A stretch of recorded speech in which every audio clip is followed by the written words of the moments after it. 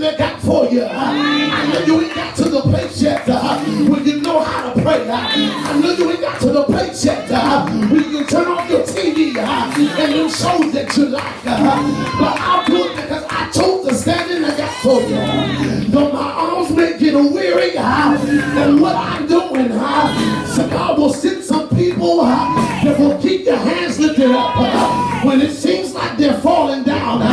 God will lift them back up, and what used to be heavy on you, it'll now be easy, because you'll come to a place where you can sit down now and let your hands rest as the people of God war, and while you keep your hands up. What am I saying? I knew I was going to have some people that be excited. What am I saying to you? If you keep your pastor in a position where she can pray for you and got to argue with you and got to say nothing to you, that you'll be in a place in your life where war will become easy. That husband that been getting on your nerves will now shut his mouth up because why everything is in place. The order is in line. Your leadership ain't got to be mad all the time. Coming to church and see nobody here. But she can come to church and see everybody in place. You ain't got to apologize about ever being late. Because why? Because God should have had some people who which he sent to step up and say, church started. I know y'all mad. Say, church is starting. Because wherever my leadership is, she's on the way. But while she's gone, somebody needs to stand in the gap. Hey, God. Hey, look. I know. Hey. That's your name, God. She called. She said, get your praise on now. If you don't know if you don't shout when you get up. She said, listen to this. Bless your I got a name, few more God. points and I'm going to say. It's a thing. I watch Game of Thrones. It's one of my favorite shows. And they have something on it called the Hand of the King. Okay. And the Hand of the King's job is to follow out the king's order when he's not around. My God. It's also to act in place of only by what was already directed to that individual to carry out. Come on. What am I saying? He doesn't be the king or she doesn't be the king.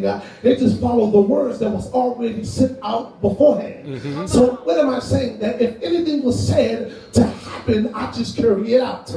See, what God is trying to get you to the place of is be a hand of the king. What king am I talking about? The King of Jesus Christ. You ought to be in a place where you are setting example of what God said in every aspect of your life. You ought to be setting a standard on your job. They should know when they come across your desk. Scriptures is there. They know if they say something out of order, that they got to get themselves together because it's a certain standard in front of God. Why? Because I'm representing the king. And it's identified by the hand or emblem. You ought to be carrying an emblem on the inside. That even when you start to begin to weary from that, that something pulls you back and say, I'm the hand of the king. Is anybody in here a hand of the king? Is anybody in here know about the hand of the king? You have to be in a position to carry out the words. And so I come to this point where they're fighting against the Amalekites. And Moses' hands is lifted up. And one thing I know about this, God said in the 17th chapter, down there in the 16 or 17 verse, he said, and the Amalekites will be wiped off the face of the earth. I'll get rid of them.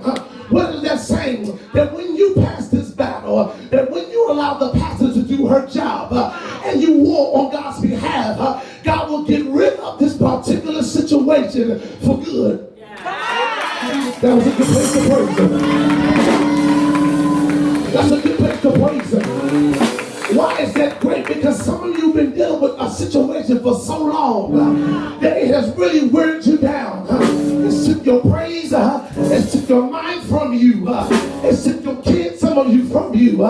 It's been messing you up. You've been strung out on it, you've been drinking on it, you can't even do nothing right. But this particular enemy that comes from the inside of you, if you're able to allow the pastor to do what her job is to pray on your behalf, to lift up the rod of victory. Somebody, I need to stand on your feet and victory and I hand the praise over your life. You need to celebrate the fact that you won't deal with this no more. That inner you that's been messed up. This is the last time you gotta face it. You don't have to worry about it no more. I know I was little at first. And one thing I like about Joshua is that he fought on Moses' behalf. Even though he was well equipped like Moses, because Moses was in his latter years. He never stepped out of place. He never said, Moses, I'm going to overthrow you because the power of God is moving on my behalf. He stayed in his place. And when it was time, God elevated Joshua to the place, but it was after Moses left. When I saying I can live like a king as a servant. Hey, God. Glory be to God. You're so worried about being elevated, but God will elevate the Jesus in you. That when you was just a usher, they're wondering why you're preaching now. They're wondering why you're teaching now. Because my God who's in me was big. I was cool with being an usher. I was cool with just being my armor bearer. But God has got greater for me. And all I gotta do is be satisfied. And take my usher position to the next level. To the point where somebody gotta recognize that this ain't no ordinary usher. I pull you to a side. What am I saying? Don't be worried about where you're at in the physical. If you're turning on your job, you be patient. Because if you got a CEO spirit, they have to elevate you eventually. I wish I had some help in here. Glory be to God. And your marriage been on the rocks for years. And you was about to give up. And you've been struggling for 10 to 15 years.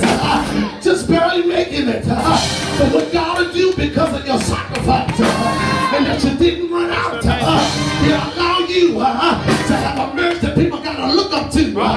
There's people in the world that say, I wanted to give up until I seen you. I see that you sacrificed. I see you were strung out, but you stayed in there. I see she cheated on you, but you stayed there.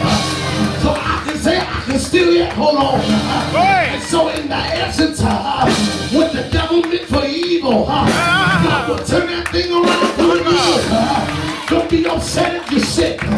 Don't be upset if God's stricken your body. He did the same thing that Hezekiah. But Hezekiah didn't settle to that.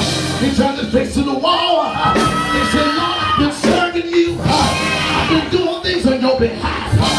Lord, if you can just extend my life for just a little while. And God didn't come with him with a word. He demanded a word from God.